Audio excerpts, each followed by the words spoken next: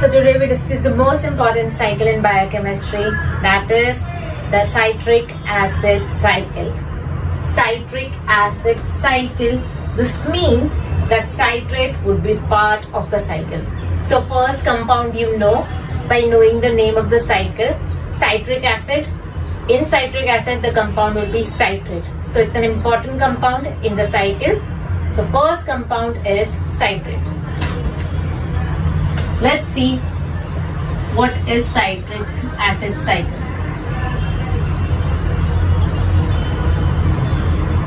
Now why is citric acid cycle so important? One example for this.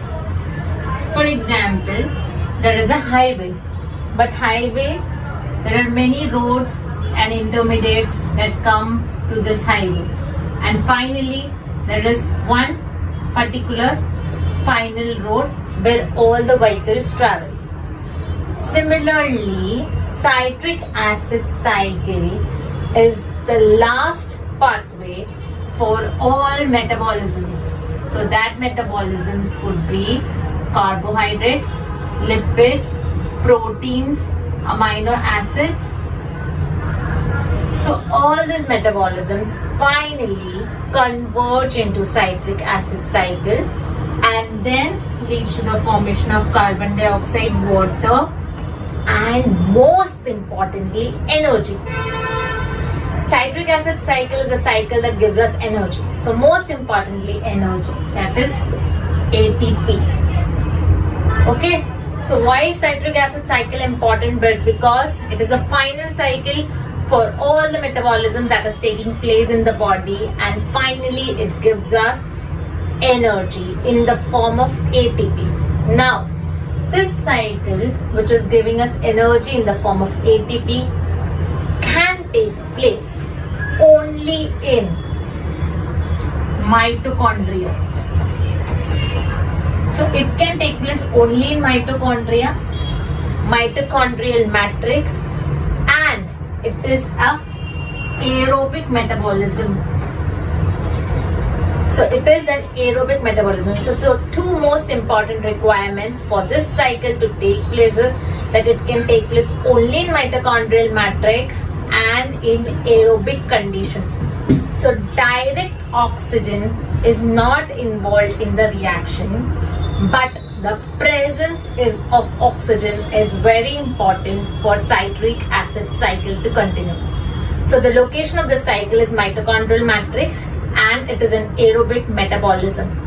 Why it needs to be in mitochondria is because of its strong connection with the electron transport chain that helps in the formation of ATP.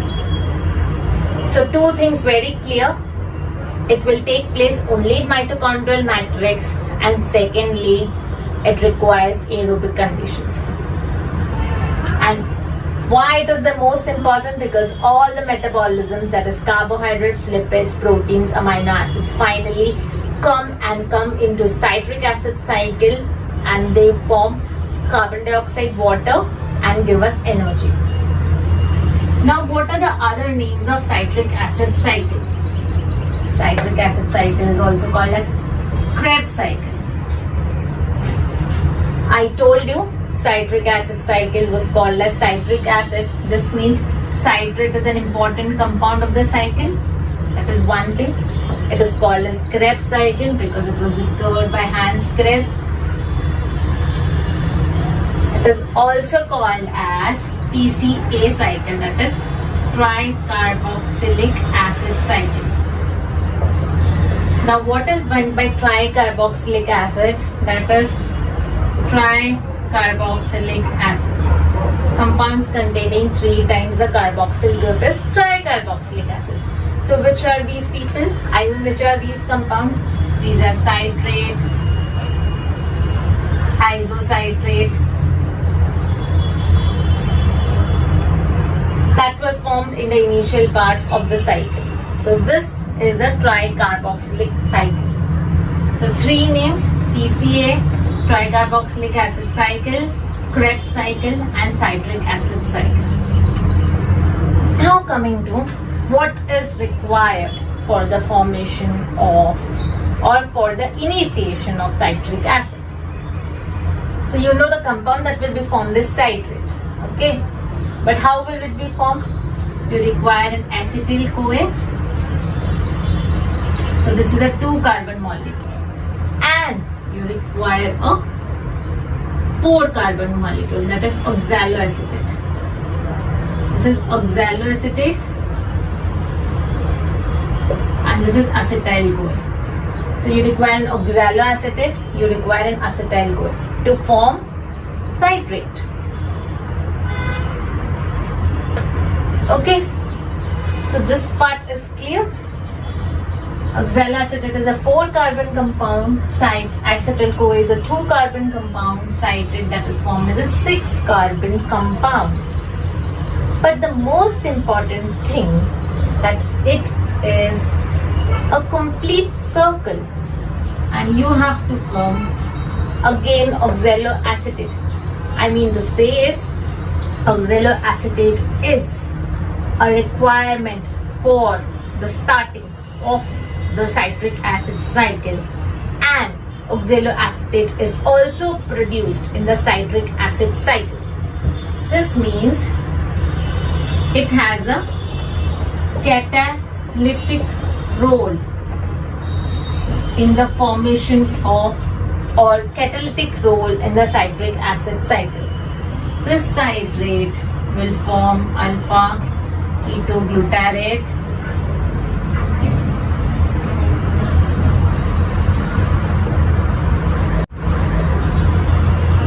and from alpha ketoglutarate they will form succinyl-CoA, and from succinyl-CoA it leads to the production of oxaloacetate. Now why I have written alpha ketoglutarate over here?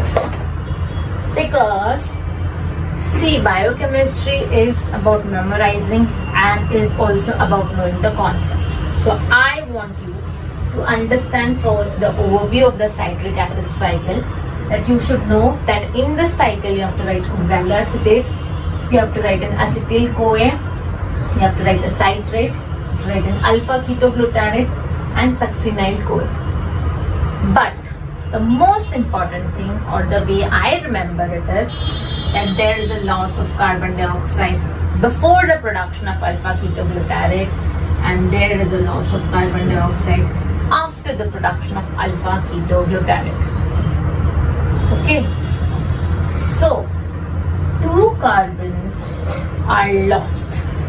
One is lost before alpha ketoglutarate, one is lost after alpha ketoglutarate. So the succinyl-CoA that is formed is 4-carbon adding, and the oxaloacetate is also a 4-carbon atom. So in the cycle, the reaction oxaloacetate started with oxaloacetate and acetyl-CoA, and ends also with the formation of oxaloacetate. This means oxaloacetate has a catalytic role in the tricarboxylic acid cycle. This is a general overview of the cycle, just in case that if you cannot memorize the whole cycle, you should remember these important compounds: oxaloacetate, acetyl-CoA, oxaloacetate 4-carbon, acetyl-CoA 2-carbon, citrate 6-carbon, alpha ketoglutarate and succinyl-CoA. Such a circle: 1 carbon dioxide lost before alpha ketoglutarate, 1 carbon dioxide lost after alpha ketoglutarate. Now we come to the cycle. So as we know that acetyl-CoA is required for the formation of citrate.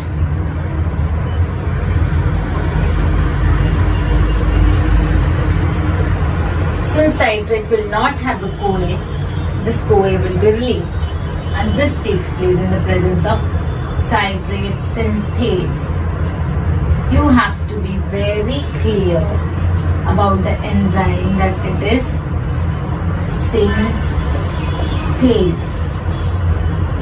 and not synthetase. Okay. Now coming to the next step is the dehydration, and then again a rehydration of a water molecule. So citrate will form cis aconitate,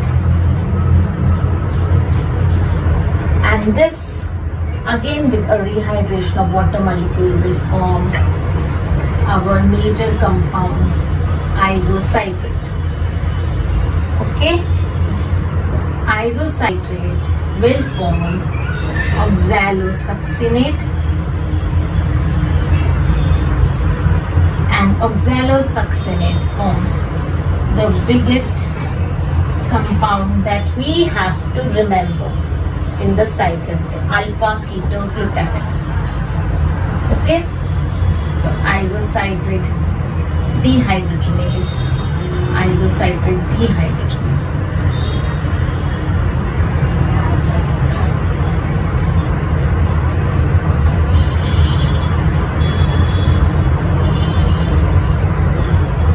Making this arrow dark because I want to show that oxaloacetate into citrate is only one-sided arrow, and oxalosuccinate into alpha ketoglutarate is also only a one-sided arrow. Rest can be two-sided arrows. Okay. This alpha ketoglutarate will form succinyl-CoA. This succinyl-CoA will form succinate, fumarate, and malate.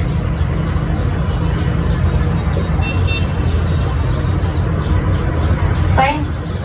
So basically, I just wanted to write the names of the compound. Oxaloacetate, acetyl-CoA forms citrate. Then it forms cis aconitate, isocitrate, oxalosuccinate, alpha ketoglutarate, succinyl-CoA, succinate, fumarate, malate, and oxaloacetate. Fine. Oxaloacetate, with the help of enzyme citrate synthase in the presence of acetyl-CoA, leads to the formation of citrate. Citrate, in the presence of enzyme aconitase,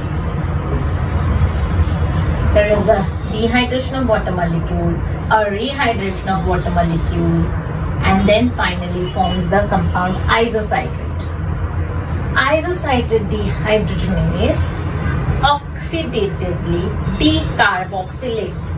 So the term is oxidative decarboxylation.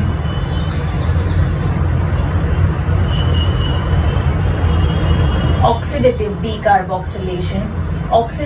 decarboxylates isocitrate into alpha ketoglutarate.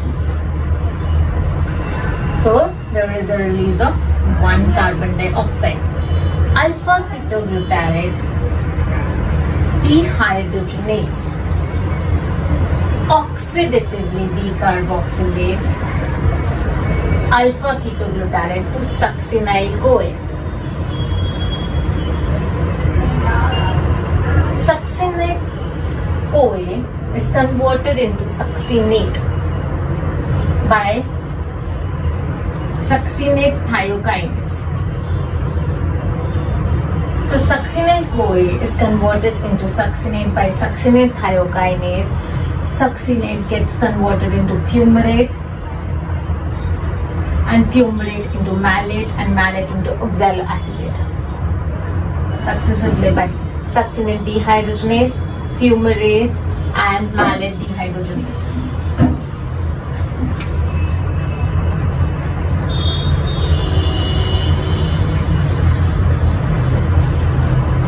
So now the most important thing is I'm telling you to remember.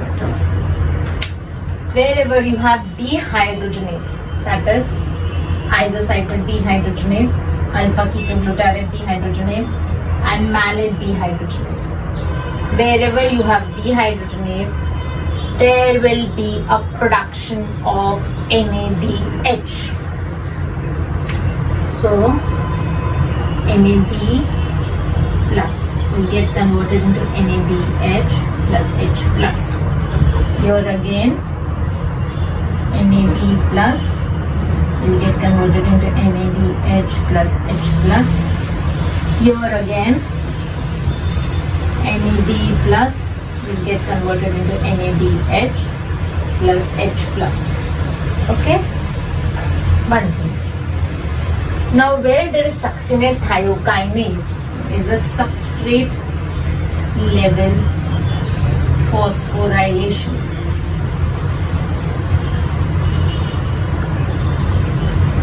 So this means a GDP is involved in the production of a GTP. Okay, it's a direct production of GTP. Now you'll ask me about succinate dehydrogenase. It's a dehydrogenase, but we did not lead it to the production of NADH because here riboflavin is used and it leads to the production of FAD. So FAD, FADH. This is the most simple form of cycle that I'm describing you so that you remember. Okay. So now you know there are 3 NADH produced, there is 1 FADH produced, and then there is 1 GTP. So 3 NADH, 1 FADH and 1 GTP are produced in the total cycle. It gets very messy over the board, but let me explain you the energetics of the cycle through the cleaning of the board. So what I meant was 3 NADH was produced, 1 FADH was produced and 1 GTP was produced. Energetics. So 3 into 1.5 ATP, 3 into 2.5 ATP. 1 NADH leads to production of 2.5 ATPs. Okay. So this will be 3 5s are 15, 1, 3 2s are 6, 7.5. 1 FADH will lead to 1.5 ATP. So this will lead to 1.5 ATP and this is equivalent to 1 ATP. So this is 1. So in total we have 10 ATPs that is produced. So how do you write the reaction? We had an acetyl CoA. We had 3 NADH involved. We had 1 FAD involved. We had 1 GDP involved. And what we formed was carbon dioxide, 2 carbon dioxide, water, 3 NADH, 1 FADH, 1 GTP. Anything else that is remaining to be formed in the cycle will recollect. Acetyl CoA gives 2 carbon dioxide and water, and yeah, CoA is also released because CoA is no longer in the part the cycle is. If you remember, we had oxaloacetate in the end, there was no CoA, it was removed. So CoA is also released. 3 NADH, 3 NAD leads to the formation of 3 NADH. FAD participated, gave us FADH, FADH2, okay, and GDP involved in the participated in the reaction gave us GTP. Fine. This is the major crux of the reaction that is participating in the cycle of the tricarboxylic acid. Now, if you see the most important enzymes or the regulatory enzymes of the cycle were citric synthase that I had drawn in a broader line. So citric synthase, isocitrate dehydrogenase and alpha ketoglutarate dehydrogenase. So citrate synthase is inhibited by ATP. Why is it? It's a pure thing, logic. If there is already energy, we would not require more energy to be formed. So it is inhibited by ATP. It is inhibited by NAD, H, inhibited by succinyl CoA, and inhibited by citric. Isocitrate dehydrogenase would be inhibited by ATP and NADH. Succinyl-CoA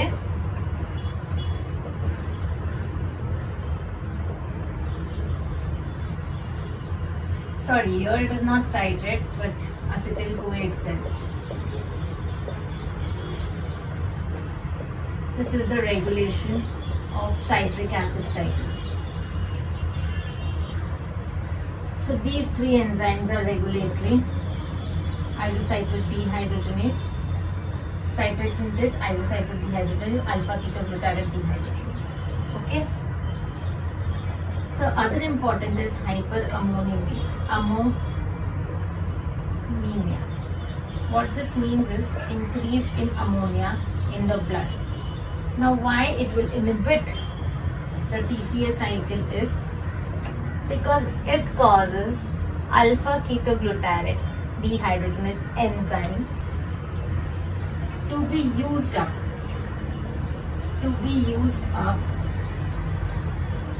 to form glutamate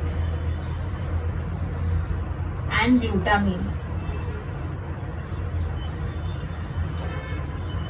So, if alpha-ketoglutarate dehydrogenase is used up to form glutamate and glutamine, it will not be involved or available for citric acid cycle, and citric acid cycle will not take place. So, the crux is citric acid cycle is very important because it is the major metabolism. All metabolisms come into citric acid cycle. Acetyl-CoA and oxaloacetate are the important compounds that will help in the formation of the cycle. Carbon dioxide and water is released. 10 ATP is formed. Mitochondrial matrix is the location. Oxygen is not a direct requirement, but aerobic conditions are. And if you forget everything else, remember the name of the cycle. It is citric acid cycle. Suppose if you forget everything else in the exam, you should know at least something, right? And that is why we are here on the YouTube. So I was telling the important MCQs that you will get in your PG postgraduate examination. So, role of the vitamins in the TCA cycle. So, there are 5 vitamins: thiamine, riboflavin, niacin, pantothenic acid and lipoic acid. Thiamine is a part of thiamine pyrophosphate and alpha-ketoglutarate dehydrogenase. Riboflavin is a part of FAD in succinyl dehydrogenase. Niacin is a part of NAD in isocitrate dehydrogenase, all dehydrogenases. Alpha-ketoglutarate dehydrogenase, malate dehydrogenase, except for succinyl dehydrogenases, because there we use riboflavin, FAD. Pantothenic acid is a part of coenzyme AXH and lipoic acid. Other important MCQ that you get is inhibitors. So inhibitors is, actually I have a way to learn the inhibitors. I always put it as FAM, AX. So FAM, AX. Fluoroacetate for aconitase, arsenate for alpha-ketoglutarate dehydrogenase, malonate for succinate dehydrogenase. And fluoroacetate is a suicide inhibitor or non-competitive inhibitor for aconitase. Arsenite is also a non-competitive inhibitor for alpha-ketoglutarate dehydrogenase. Now I was telling, if at all you forget everything for the exam and you don't remember anything in the exam, just remember what is the name of the cycle. The name of the cycle is citric acid cycle. This means there has to be a citrate. And if you remember, if there is a citrate, you remember then there is an isocitrate. What you cannot forget is alpha-ketoglutarate and succinyl-CoA. And to form the 6th carbon, you require a 2-carbon acetyl-CoA and a 4-carbon oxaloacetate. This much remember at least in the citric acid cycle, TCA, that gives you 10 ATP, is in aerobic condition and takes place in the mitochondria. That's all from my side. Thank you. Study well. Like, share and subscribe. If any comments, please put in the comment box. Let me know. That's all from my side. Thank you.